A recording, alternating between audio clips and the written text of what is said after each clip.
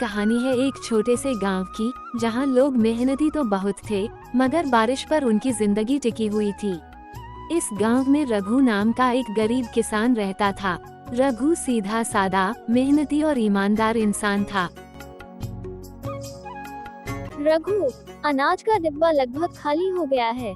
अगर बारिश नहीं हुई तो हम क्या खाएंगे? हाँ गौरी, मैं भी यही सोच रहा हूँ।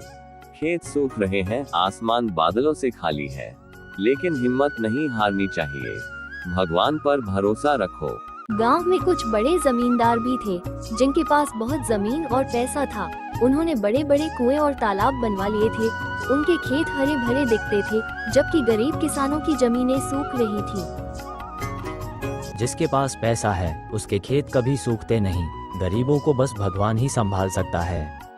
रघु खामोशी से ये सुनता है और दुखी होकर अपने घर लौट जाता है। रास्ते में उसे मंदिर के बाहर पंडित जी दिखाई देते हैं। भगवान उन्हीं की मदद करते हैं जो दूसरों की मदद करते हैं। याद रखो, असली पूजा दया और करुणा है। रघु मन ही मन सोचता है, मेरे पास देने को ज्यादा कुछ नहीं है, लेकिन थोड़ा जो है, अगर उसे भी किसी भूखे को दे दूं, शायद भगवान खुश हो जाएं। गौरी चूल्हे पर रोटी बना रही है। बच्चे भूख से रो रहे हैं। रघु, घर में इतना ही अनाज बचा है, इसे किसी और को देने का मतलब होगा कि हमारे बच्चे भूखे रहेंगे। गौरी, अगर हम किसी भूखे को खाना खिलाएंगे तो भगवान हमारे बच्चों को भूखा नहीं रखेगा। अगले दिन रघु अपने घर से अनाज की पोटली लेकर एक बूढ़ी विधवा और उसके 2 बच्चों के पास जाता है। विधवा कमजोर आवाज में, बेटा, 3 दिन से हम भूखे हैं, कुछ मिल जाए तो भगवान तुम्हें खुश रखेगा। रघु अपना आधा अनाज उन्हें दे देता है।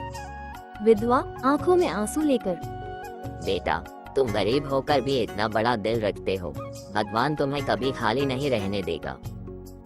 रघु आसमान की तरफ देखते हुए, हे भगवान, मैंने दूसरों की मदद की, अब मेरी मदद कर, मेरे बच्चों को भूखा मत रखना। अचानक हल्की हवा चलती है, आसमान में बादल आने लगते हैं। बच्चे खुश होकर दौड़ते हैं। अरे देखो, बादल आ गए, शायद अब बारिश होगी। रात का समय तेज बिजली चमकती है, आसमान गरजता है और तेज बारिश शुरू हो जाती है। लेकिन यहाँ एक चमत्कार होता है। बारिश पूरे गांव में तो होती है, लेकिन ज्यादा तेज बारिश से बड़े जमींदारों के खेत डूब जाते हैं। उनकी फसलें नष्ट हो जाती हैं। रघु के खेत में पानी उतना ही पड़ता है जितना जरूरी है।